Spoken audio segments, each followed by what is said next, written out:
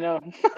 You'll be smoking like the worst thing possible for your lungs. Literally, dude. Like that's terrible for you.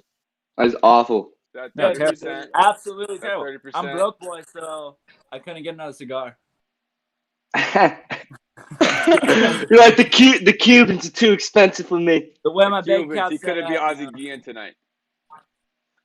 My bank 60%, account wasn't talking so 100%. We're live.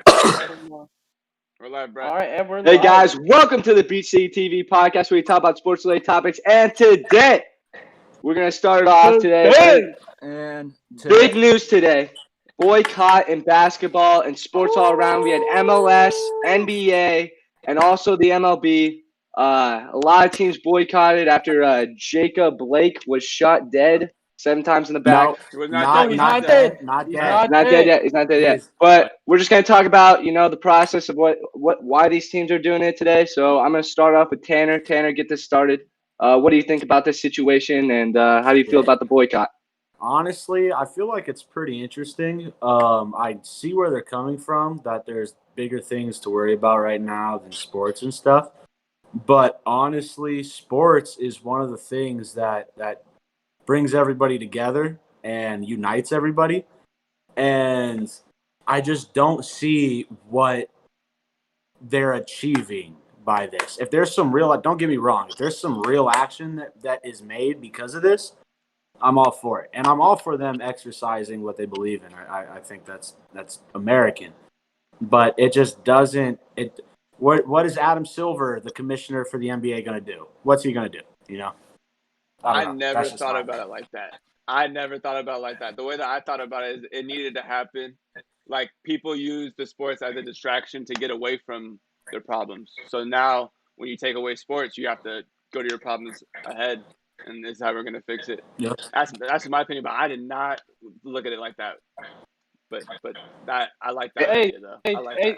to touch on the topic, Tanner. So, what do you think their approach should be? Do you think they should go out to the communities outside of basketball during a time when it feels necessary, or do you think that this is the best approach? I mean, boycotting, to especially when the NBA, at the end of the day, it is a business. Professional sports is a business, and they're struggling right now, right? Financially, the viewership isn't that good. Absolutely correct. To me, the thing is, you're talking about, I mean, not everybody in the ML or in the NBA rather, but most players in the NBA and definitely all the star players in the NBA are multimillionaires. We're talking about people who aren't lacking for money. So if you want to talk about doing some shit that's actually going to make a change, let's bring that money. Let's stop buying these 10-room houses and all this extravagant shit. And when shit goes down like this, let's have money to be able to donate. Not even donate. Let's make whole reform changes with the money speaks. Money is power. Money makes changes. None of this protest shit's going to make a change. None of that's going to make a change. It happens. A black guy gets shot. We protest for 2 weeks. A Kardashian gets pregnant, or a TikTok star goes to jail, and everybody forgets about it. And it's like, the definition of insanity is doing the same thing over and over again and expecting different results. We're doing this like we're going to expect the police officers to reform, and we're going to expect these systems to change. The only thing that changes it is either war or money. And I don't want to go to war with our own country, so let's use that money. Let's start fixing shit. Ethan, what do you think? I like what they're doing. I don't think they should do it for the whole playoffs or the whole season. I think they should do it for like a game or two, and then they sacrifice so much time to be there in the bubble. So I like for like a game or two, show America like how they're feeling. Like, they could do this, they don't have to play. But at the end of the day, I think they should play. They should end up playing. But I like it for like a game or two. Get the message. Yeah. I think players have the right to exercise, the right to protest. This has gone on for history, in the history books, way back in the 70s and 80s and 90s. And it's going to continue. I think it's good for sport. I think it's good for America. I think everybody's going to pay attention and actually look at different perspectives and learn from this. So I think everybody's going to learn. We're all going to make each other better as long as we open up and talk about it. So I think that's a good thing that we're talking about it, and we're actually trying to make change. The one thing every athlete and their mom is fucking protesting or kneeling or doing something. And this man was basically hung out to dry, and nobody stuck by his side. So we should really give props to that man for really fucking blazing away, for real. He still has that football, but I respect him. Now, since there's no more sports, there's no more entertainment. So hopefully all be going on with BLM and all these protests and stuff. Because we have nothing else to entertain us. There's no sports, so we have all this time on our hands. So we should be educated. Hopefully. Absolutely. All right. Now to get into sports, people. Here we go. Our first topic, we're going to start with UFC hot takes, and we're just going to kind of analyze a few matchups here in the future that I think are going to be great fights. All right, first off, we're going to talk about Colby Covington versus Tyron Woodley. Tyron Woodley is coming off 2 straight losses. Colby Covington's coming off a loss against a championship fighter, Kamaru Usman. I just want to hear your guys' opinion on the fight. How do you think it's going to go down? Who do you think is going to win? AJ, I want your opinion on this because you're a big fan of Colby Covington. Let's hear it, baby. I know why. Okay, hey, I got Colby Covington in this fight. I mean, Tyron Woodley, honestly, I don't know what happens to his career. It's on a downhill spiral. I see Covington coming back from that Usman fight, real hungry. He has the hands. There's no question about it. They both got wrestling backgrounds. The thing is, who's gonna really take advantage of that? You saw I don't know who Woodley fought last time. He couldn't even take down the guy he was fighting. Don't get me wrong. Yeah. I'm not gonna lie. The guy was a great fighter, but I mean, I don't see Woodley taking down Covington at all, and I really just see Covington tearing it up. Covington's gonna tear it up, in my opinion. That's why I think Covington has superior hand game compared to Woodley. I agree. All right. Tanner, what's your opinion? I see you shaking your head. Tanner, I see you shaking your head. I agree. All right, you couldn't be any more wrong. Okay. So first off, the whole facade that Colby Covington is an act because he fights boring. Dana White was going to cut him from the UFC, and he needed to create a persona that kept the fans interested. So that's who Colby Covington is. He's not this MAGA dude. He's Jorge Masvidal's roommate. Second off, this is Tyron Woodley's last shot. You have a caged animal with his fucking back to the wall, and he needs to win if he's going to continue to be on the UFC roster. If he does not win and Colby does beat him, he's off the roster. That's 3 straight losses in a row. And you're talking about who he tried to take down. He tried to take down Gilbert Burns, a 5-time jiu-jitsu world champion, black belt. That's not an easy task. So he wasn't just trying to take down any old random Joe Schmo. We're going to see what Woodley has, but I think he does have the gas to beat Covington. Covington is a very pressure fighter. He loves the pressure. He loves the volume. He'll get in your face. He'll keep it coming. If it goes past 4 rounds, Covington's going to win. If it's under 4 rounds, Woodley's going to either knock him out or submit him. Okay, Alex, do you see Woodley taking him to the ground, though? That's my question. 100%. They both have 100%. You see Woodley, you see. I can't predict the fight, but I can put it out of his capability. Okay.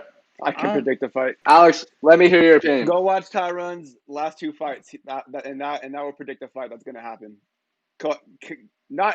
I think I would pick anybody against Tyron at this point, but as Colby coming off against Kamaru and how good he looked, I don't care who you are. Take away persona, take away anything. Show me what he does in the ring. I'm taking Colby easy. Ethan, let me get your opinion on this. Either in a decision or in a 2-round, maybe second round knockout. It'll be I say it goes the distance. I don't see any knockouts or submissions. What do you see? What do you see decision like? Do Do you see a close one? What are we talking? You And can't now, predict that. You can't predict that. The judges be varied. Main card is 5 rounds, right? It's 5 I rounds. see a quick fight. You see a quick one? I see a quick fight ends Knockout or submission? before the second round's over. Especially since they hate each other. There's a dislike between those two. If you just look back at the press, real dislike. So it's going to be very interesting to see that fight. Who do I want to win? Woodley. I don't like Colby. I think that is Colby. I think if Colby has another shot at fucking Usman, he's gonna make a run for his money. And I would probably take Covington in that matchup.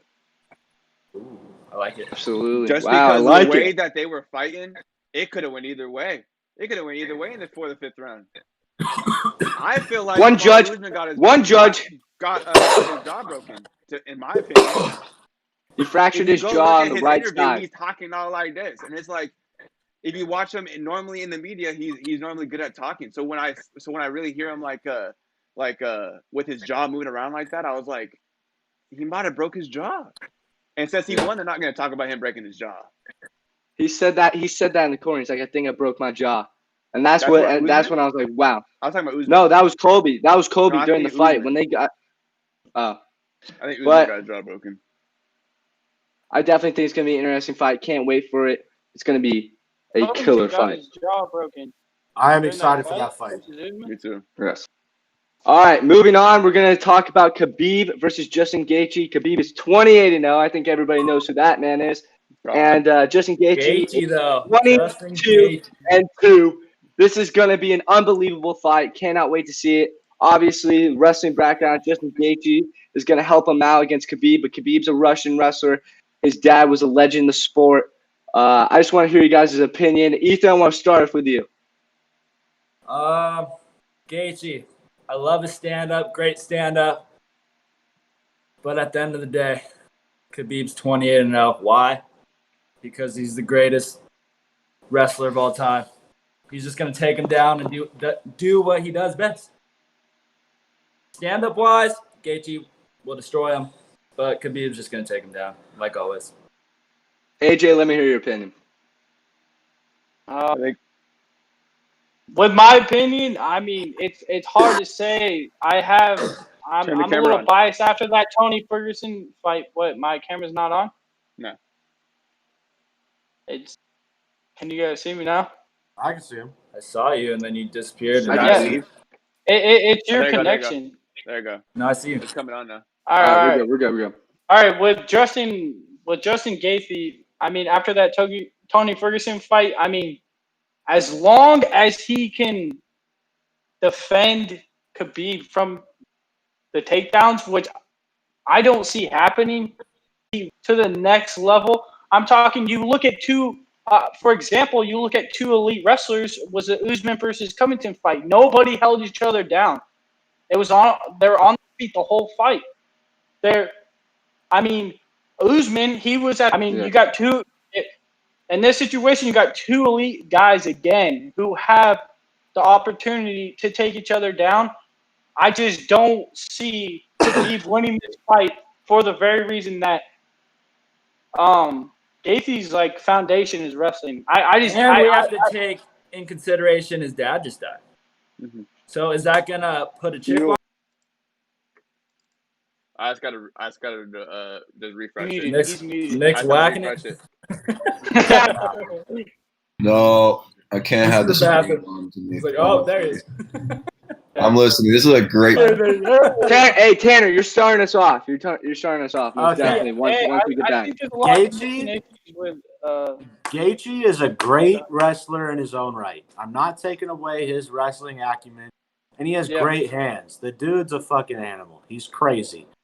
But I tell people this in everything. There's levels to everything. When I play Madden and people think they can beat me, I tell them there's levels to this shit, man.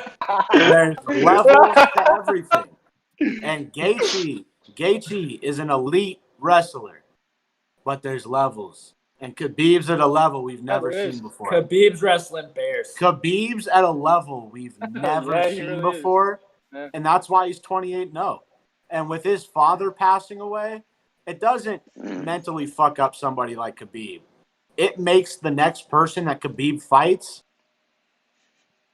they should be afraid. That's all I got. That's kind of the way I'm going too. I'm like, dude, this guy's fast. He's with them in the ring. Gaethje. How you saw how Conor disrespected Khabib and how Khabib took that so personal? Because Khabib he's not like the rest of these little fucking bitches that do this social media shit to look cool. The dude will kill you. He will kill you with his bare hands. I will. And he does it because he doesn't want to live in fucking Kazakhstan anymore, or wherever the fuck he's from. Kazakhstan, one of the fucking stands.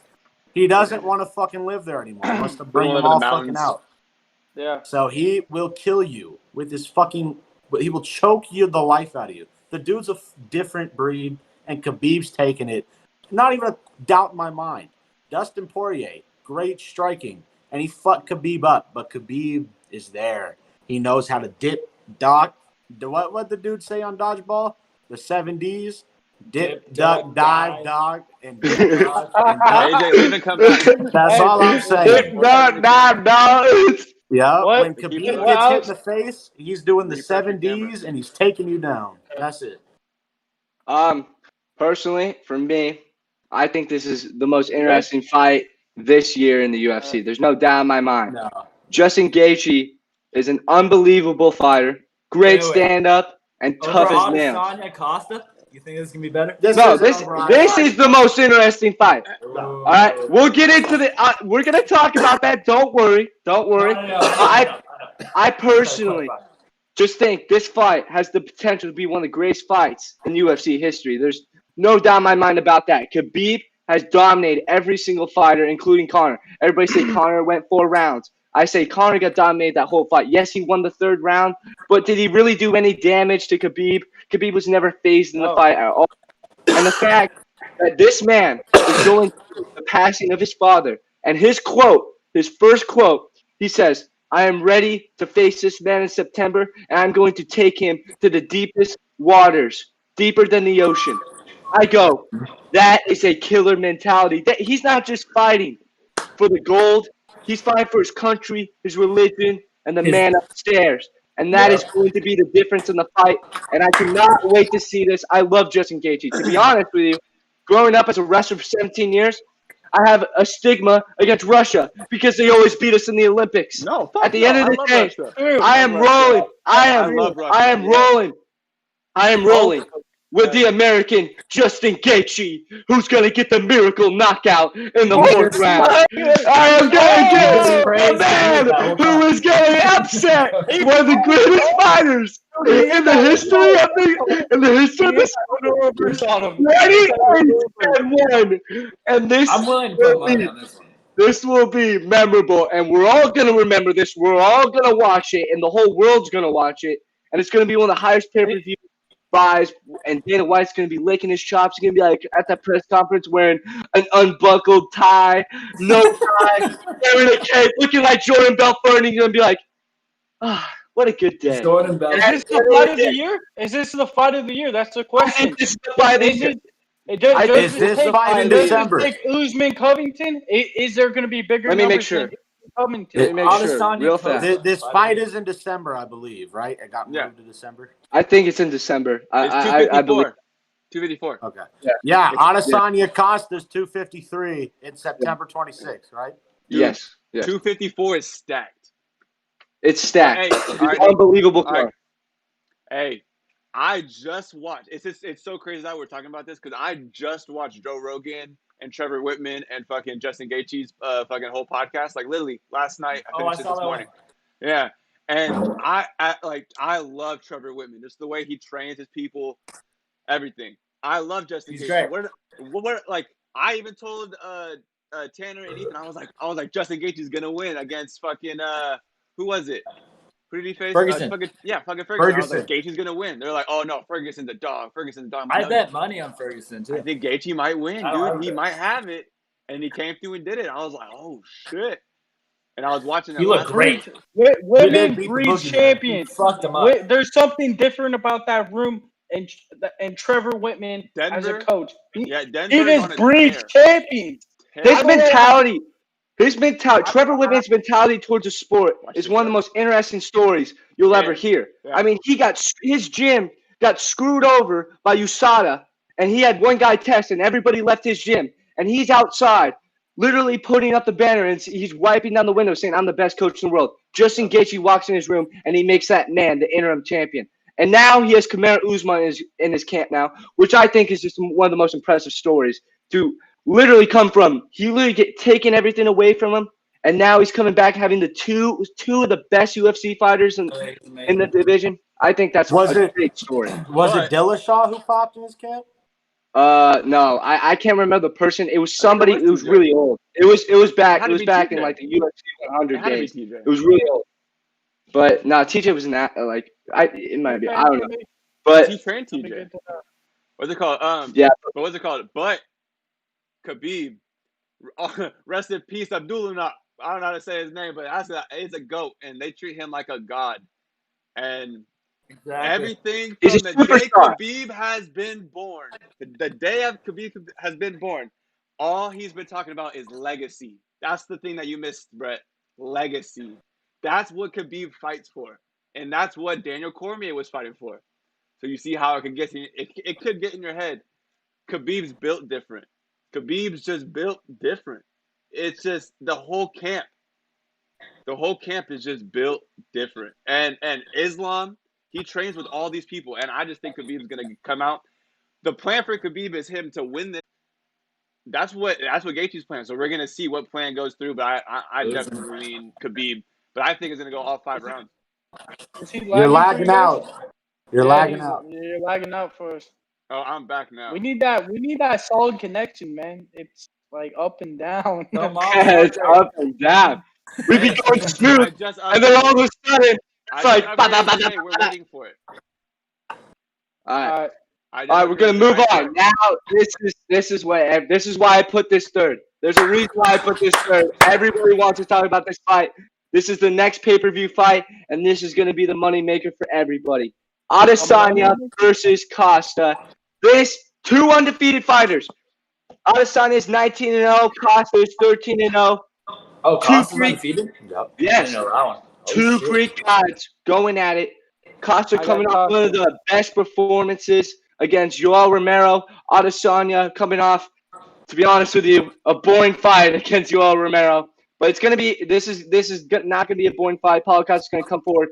Tanner, you were clapping. Let me hear your opinion. All right. Where the fuck can I start with this one? Okay. So Costa is a fucking dog. I think he goes by Burrucina.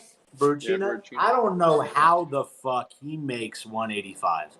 I mean, the dude looks like he walks around at 225. He's tall. He's long. He's fucking built. My thing is his gas tank. In his last fight against Yoel, towards the 4th and 5th round, his punches were looking labored. They were looking slow. He was still throwing up kicks, but he was moving like he was going through quicksand. And Adesanya, he's longer. He's a little bit less muscular. I think that his punches, he has the stamina to continue to go all 5 rounds. 6. What? He said 6. Oh, and God. that fight versus Gaslam, he had another fucking level. Okay, relax on that one. The dude, Corey, kickboxing, he has been knocked out before. Just because his MMA record is 19-0 does not mean he hasn't lost. The kid knows what it takes to get through, to grit it out. And you see that with Gastelum. Yoel Romero was a boring fight. That was a boring fight. But that was such a boring fight. But he respects the hell out of Romero. And you got to give it to somebody who that's on Romero. That's not on Adesanya. Adesanya went in there knowing what he had to do to win, and he wants to keep his title. My grandma comes from New Zealand. My dad's side of the family's from New Zealand. And I love what he's doing with the children out there. He's teaching them martial arts. He's teaching them how to defend. If Costa wants to win, he has to knock him out first 2 rounds. That's out. Adesanya, he's too smart, too mentally strong. I think it's going to be Gaslam, Adesanya 2.0. I think it will go like 4 or 5 rounds. But at the end of the day, Adesanya is going to get the It's in the dub by bigger cage. decision or by knockout. Last thing I'm going to – That he will get it. His conditioning will be no question. You will see a new Costa. You will not see him gas at all. That's why I'm saying knockout 4. That's why I'm saying in the 4th round, you're going to see that he's still going to have his – They genuinely do not like each other. He genuinely And hates that makes this fight extra good. When there's no respect, I don't even know if they'll touch gloves before the fight. I don't know if they'll dap up after the fight. I don't know if they'll be friends after the fight. Fight. I think if Costa wins, he's gonna get knocked out, or he's gonna knock out Adesanya. But if anything, Adesanya is gonna have. I think it's gonna be 5 rounds. It's gonna be a bloody fight. I think it's gonna be a bloody fight. I think it's gonna be a dirty. I don't know. He was talking some shit about John. He said he could beat his ass or some shit. It was something. Yes, I saw that. And then John Jones tweeted out, he's like, I can't even take this pink princess serious anymore. He's like, go twerk with your boys. That's what he said. John's got to worry about heavyweight right now. Yeah, he's got to worry about Francis. This fight. There's a lot of dangerous fighters coming for John Jones. But this is John one of those Jones fights. Is the greatest fight I've ever seen. Yes. He's the best. He's the GOAT. Yeah. And Really Khabib. This is one of those fights where you look at it and you say, is the strategist going to win or is the fighter going to win? I look at Paulo Costa and I say he's a straight fighter. And he slept him. All right? So I'm looking at this fight and I'm saying if you're a technical KO, technical striker, and you got a guy coming at you full force and you're able to read and predict his movements, I'm going with that guy every day of the week because the technical striker is going to win that fight. Okay, I love savages. I love guys that come forward. I love when they come reckless and they try to murder somebody. But I'm looking at Adesanya, and Whitaker made the exact same mistake. And what happened to him? He got slept with a counter right hand right on the jaw. And I'm saying now, you got the speed. Smart. The first 2 rounds, I think he's really going to feel out Adesanya, and that's the big difference you're going to see. You're not going to see a crazy wild Costa coming in, throwing out his whole gas tank right off the bat. I understand the bad blood, but I think he's going to keep his composure, and he's hungry. He knows he has to be disciplined to win this championship, and that's why I think these first 2 rounds, as Costa knows, you really feel out the fight the first and into the second, about halfway through. That's where you pick up the pace, and you don't stop from there on. You don't stop, and you hope for a knockout. I mean, I don't see him going balls to the wall for the first round, and if he does, Adesanya is putting him out. Let me elaborate to that point. I look at Paulo Costa and who he has in his corner. Henry Cejudo. If you follow Henry Cejudo on Instagram, he is coaching this man, and you look at what recently has gone in their gym. He says, win the round. You don't have to knock this man out. You have to win the round. So if he comes in with that mindset, I'm going to agree with Frank. Hold on. All right, we're good now. It reconnected. Go ahead. There we go. Perfect. You sound amazing. All right. We're going to start off with we're going to start off with Alex here because I want to hear your guys' opinions on the top 3 running backs for fantasy football because we all know running backs are important. You need to build up on running backs. They get the most carries. They have the biggest opportunity to get the most points. I want to hear your opinion, Alex. Give me your top 3 running backs. Top 3. If I would have to pick like 3 the best. Kamara. Yeah, top 3. Alvin Kamara. PPR league in a PPR league. Christian McCaffrey. Ooh, you got Kamara first? Well, I'm just listing 3. I'm not putting them in an order. But if I had to put them in order, Christian McCaffrey. You got Kamara top 3? Him and then Saquon. Saquon. Okay. Yeah. Okay. Any reasons? Any reasons? No Dalvin? Ooh, no Dalvin. Ethan, with that comment, what's your opinion? Top 3. Your top 3. Who's your top 3? McCaffrey, Saquon, Dalvin. Any reasons? Any particular reasons why? Who do you think is going to be the best? Who do you think is going to be the best out of those 3? McCaffrey. No doubt. It's just production. Whoever gets first pick this year, it's fucked. He's the whole team. He really is. But they have Teddy Bridgewater. So you're looking at maybe a play action set. So it's Even gonna be better, little lobs. Exactly. And also, they got that spread formation with their Baylor head coach that they just added. So it's going to be interesting. Especially, it depends on what set of rules you have. You have PPR with catches being 1 point. So it'll be interesting. Yeah, we're talking PPR. Tanner, I wanna hear your opinion. Honestly, I believe we're going in order here. Alvin Kamara, Christian McCaffrey, Saquon Barkley. I believe Alvin Kamara is number one. This is Bree's last year. I think they're going to make a serious push for Super Bowl contention. Alvin Kamara kind of slept on last year. Didn't have the greatest season. I think he's going to explode. Just absolutely explode. Christian McCaffrey kind of worries me. He had so many touches last year. I could see an injury coming in. But he's still at number 2 until otherwise. And then Saquon, he fucked me in my fantasy league last year. So I didn't win the whole thing. He didn't get me 1 point against the Eagles in week 15, I think. Or it's 14. In the fourth quarter. 1 point. I needed 1 point to win in advance, and he doesn't pull it off. Yeah, he lost me. I think Daniel Jones, year 2 in the system, they're going to be able to move the offense more efficiently. And say that's going to come with more touchdowns, more catches, and more touches for Saquon. Yeah. All right, AJ, what's your opinion? What are your top 3 fantasy running backs? Okay. So I got number 1, I have Alvin Kamara. Number 2, I have Christian McCaffrey. And the third is a sleeper of a pick.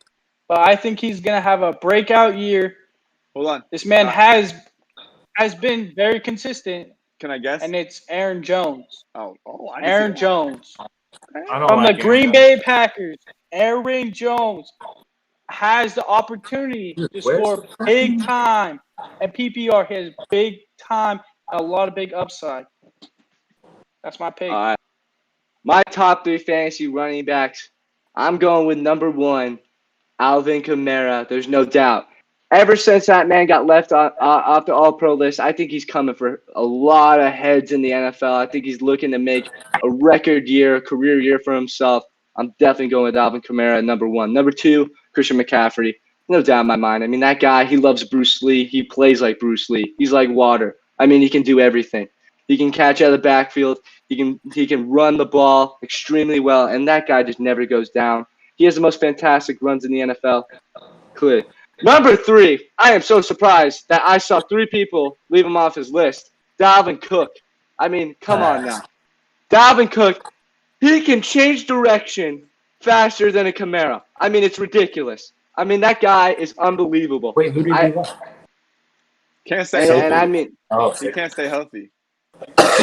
It's true, but you have to take that risk, especially with his ability. I look at the upside way more than the con. I'm totally going with Dalvin Cook as my top 3. There's no doubt in my mind. All right. Next, we have the most underrated wide receiver. Just one guy. We're not going top 3, top 5. The most underrated wide receiver in fantasy. Like after 100, like a sleeper? Yes, top 100. No, not a sleeper, but just most underrated. The guy that nobody puts at the top of the list. Hold on, give me a second. Keenan Allen.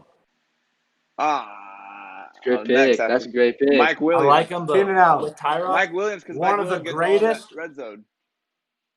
Well, the thing is, I think it's gonna be even better with Tyrod because not even better, but he's not gonna be hurt by Tyrod as much as you would think because he's a very, very excellent intermediate to medium range pass catcher. He could run a route and gain separation in those short to intermediate routes, and those are gonna be Tyrod's bread and butter.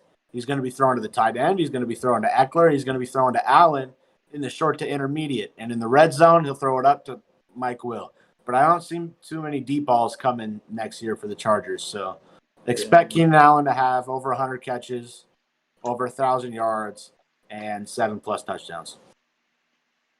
Alex, do you have your pick? Or do you need more time? Yeah, Mike Williams, but I'm not going to go in detail like Tanner. I don't know like the projections.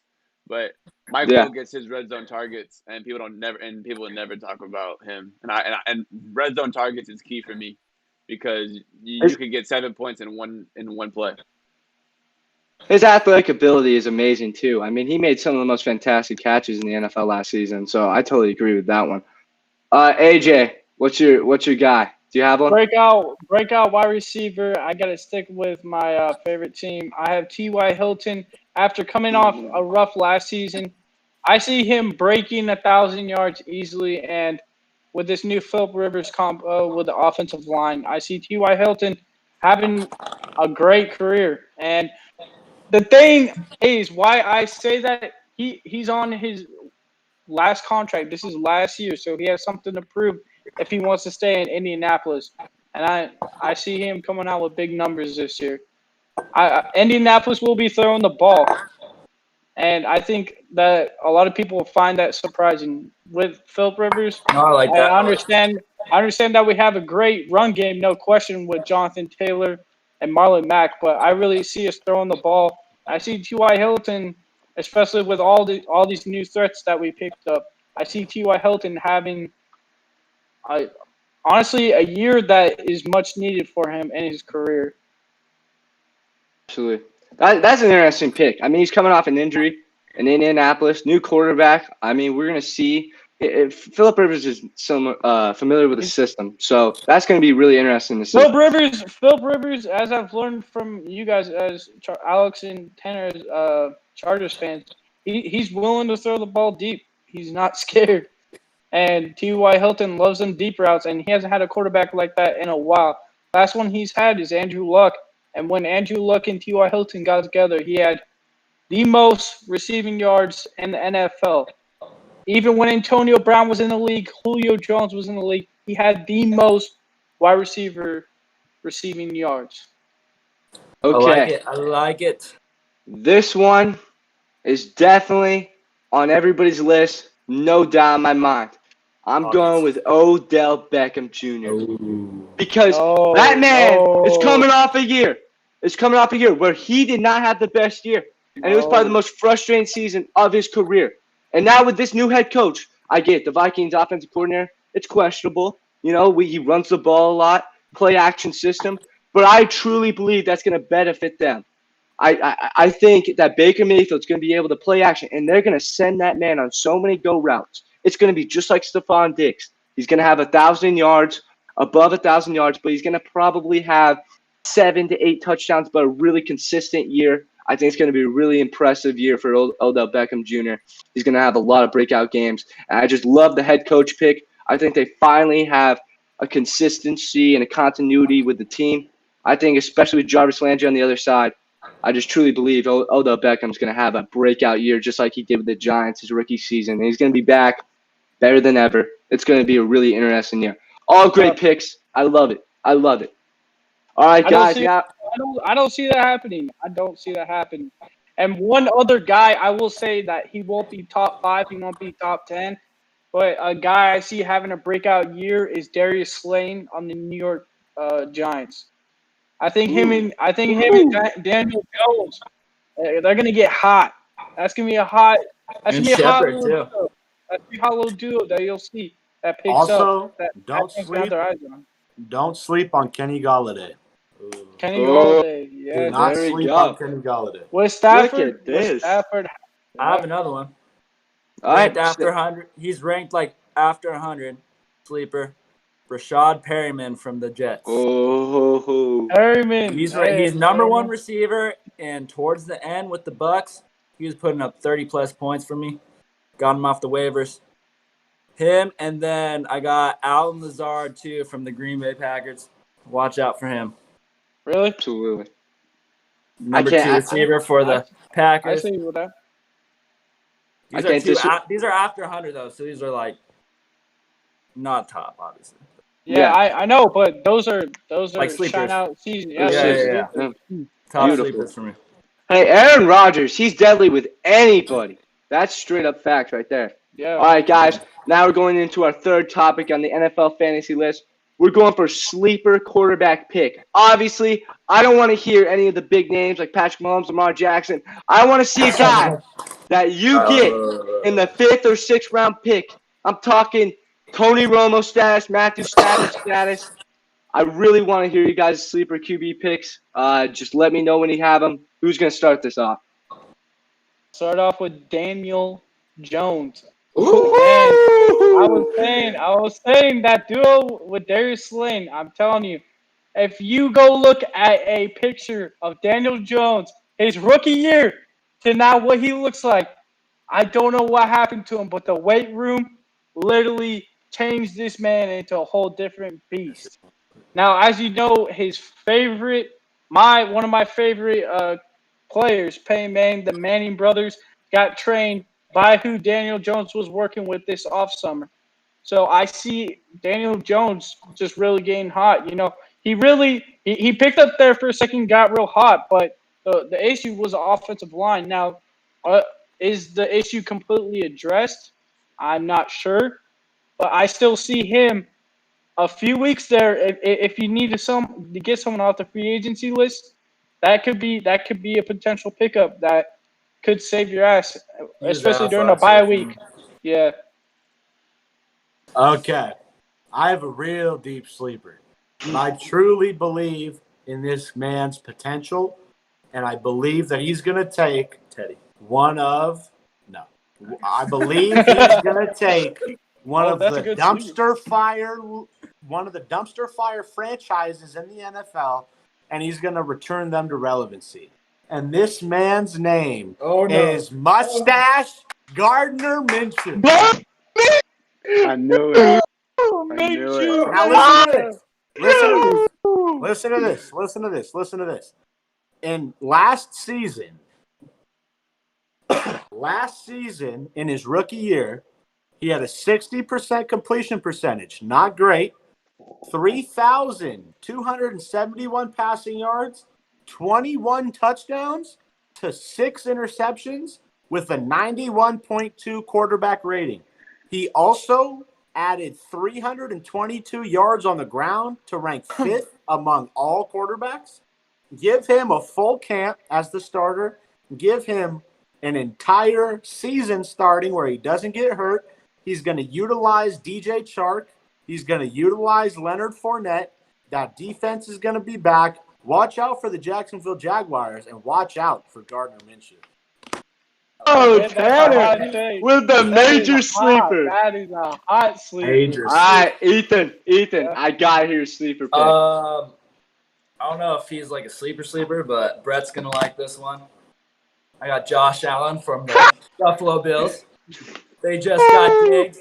Josh was going off last year. Singletary, they got him at the back. Bills looking good. I like Josh Allen. I love it. Alex, you've been waiting patiently. You've been waiting patiently. You guys haven't said fucking Kyler fucking Murray. Is that a sleeper? And the full Is that a sleeper though? That's not a sleeper. That's a sleeper. Don't even act. He's only a sleeper. They hate him. Oh, fuck yeah. That's who I thought you were gonna get. All you fuckers out here taking the easy way out. No, we're going with the mustache, baby. We're going with the mustache. Way out with D. Jones. I wanted Gardner. I want Kyler. I'm trying to draft Kyler. Personally, I'm going with Ethan's pick. That was my pick all the way. If you guys do not pick up Josh Allen, you got to pick up Josh Allen. I mean, the guy can run. The guy has the deep ball. If he gets that deep ball down with Stephon Diggs, and he has Cole Beasley running the under routes, and then he has John Brown, smoke show is coming. I'm telling you right now. You got the run game with Devin Singletary and Zach Moss. That rookie is built different. I truly believe our play action game and our creative offensive style is going to get a consistent. I'm not saying the guy's going to get 20 points every game, but he's going to give you 18 or 19 points every single game. I truly believe that Josh Allen is a quarterback to pick. There's no doubt in my mind. Alrighty, guys. All right, I got one. All right. How do we feel about Cam Newton? Hey. He's gonna be bottom of the depth chart too. I mean, people are gonna be thinking about that all day. That's an uphill battle. Is Stidman gonna get the starting spot? Nah, there's reports that he's running away with it. I think he got hurt. You're telling me Belichick? Yeah. Belichick is just gonna go with Cam. Yeah. And There's reports. There's reports in the camp that Cam Newton's kind of running away with it. He's doing good. He's understanding the system. He's making a lot of progress, and he's motivated. So I truly believe that they're going to start with him week 1. Yeah. Yeah. Don't count that guy out. Alrighty, guys. Yeah. Now we got really hot with this topic last night. The NBA playoffs. We're going to basketball. Here we go. The first topic. Are we gonna have a season? Are we gonna have a season? Yeah, that's a real question. I know, but I really want think to we talk. will. There's a lot of storylines about last night. Last night was really good. Good performances all around by all teams. I really want to talk about playoff Paul George. He's back. This man, him and Kawhi, got 32 and 35 points. I really want to hear. And also, I thought it was interesting the way he talked about his mental health on the bubble. I think that the stigma on him and everybody who's bashing on him, saying, oh, he's not playoff P and he's not playing well, the way that he opened up about his mental health and how it was affecting him, I thought that was beautiful. And I really, truly believe that more athletes need to do that. I want to hear you guys' opinion on playoff P. Even though there might not be a season, we're just going to talk like there's going to be a season. All right? I want to hear you guys' opinion. Tanner, start off. You came up close to the camera. All right. He always comes up close to me. Give him the mic. All right. So, piggybacking off of what you said, it was beautiful when he came out and destigmatized, kind of talking about his mental health and how he felt depressed and whatnot. But I also find it hypocritical for the people who are bashing on him are probably the same motherfuckers who talk about don't bully and this, that, and the other, and we should all respect each other, but you have no problem hurling insults at a man. You have no idea who he is, and you see the kind of pain it causes, for real. I know I'm kind of making a joke about it, but it does cause a lot of hurt on somebody, and I'm fucking glad that he got out of that slump. He dropped 35. He's a fucking dog. I've always had his back. He knows Clipper Nation has his back. He knows we got him. Fuck everybody else. If the season goes on, we're going to the championship. If it doesn't, there's other things to worry about. But I think as far as us right now, we're in a good headspace. And Paul George is a fucking dog. So fuck everybody else. All right, Ethan, can I get your opinion on this? Playoff P, I think. I don't know. I'm glad, or I'm happy that he came out about talking about mental health and his depression. I always knew that he was gonna fucking pull it out. He's fucking Paul George. So I think he's gonna continue dropping 30 plus a game. Be the Paul George he is, especially after that confidence booster. So I'm worried. I'm very worried because my Lakers are in jeopardy here. Oh, all right, AJ. Let me get your criticism. I already know. About Paul George? Yes. Throughout his career, he has up and downs, and I don't see the consistency happening. And I feel like either Doc Rivers as a coach is gonna have to make either a big decision or something's gonna go on. I don't know.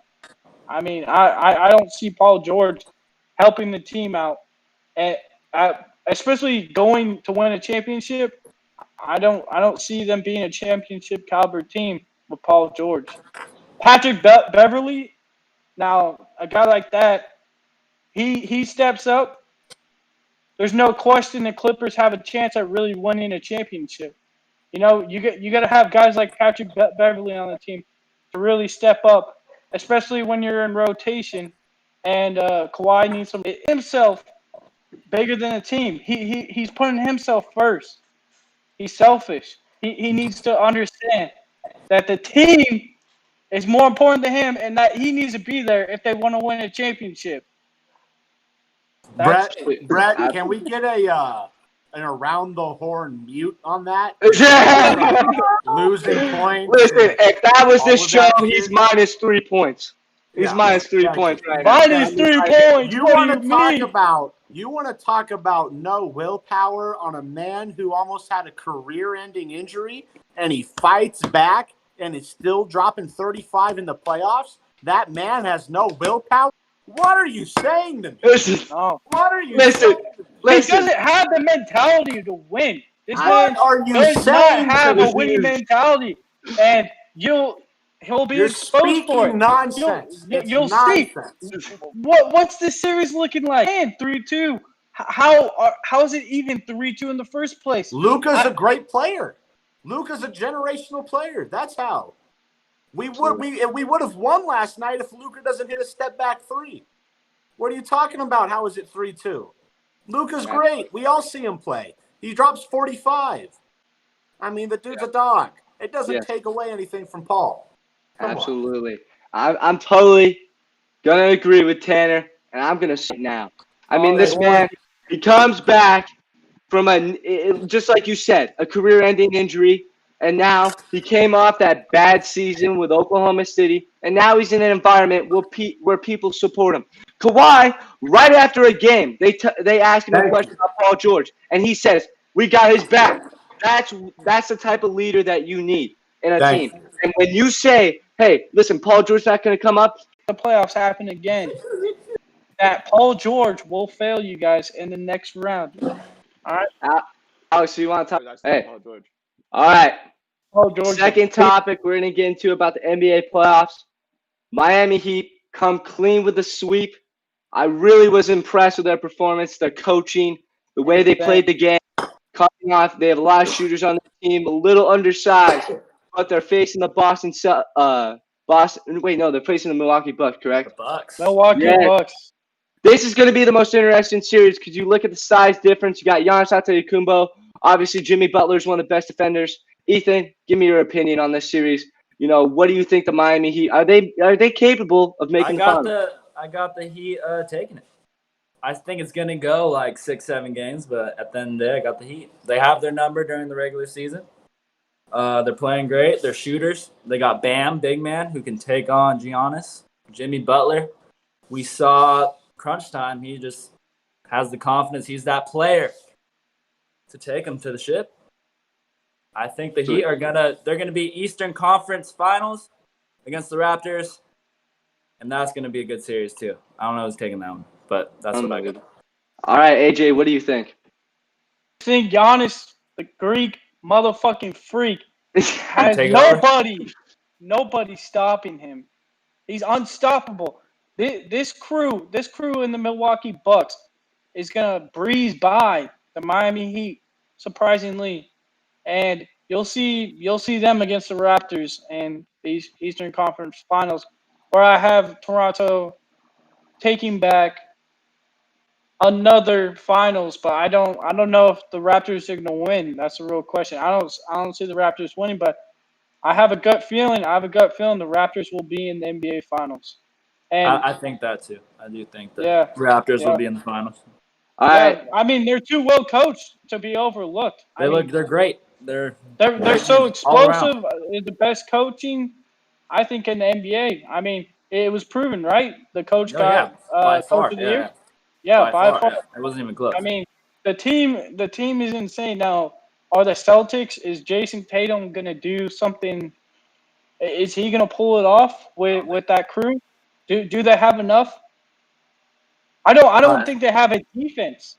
That's what I think. I don't think the Celtics have a defense point capability in their ability to drive. Like, for some reason, they can drive the ball and just pass the ball so well that I think they're going to the NBA Finals.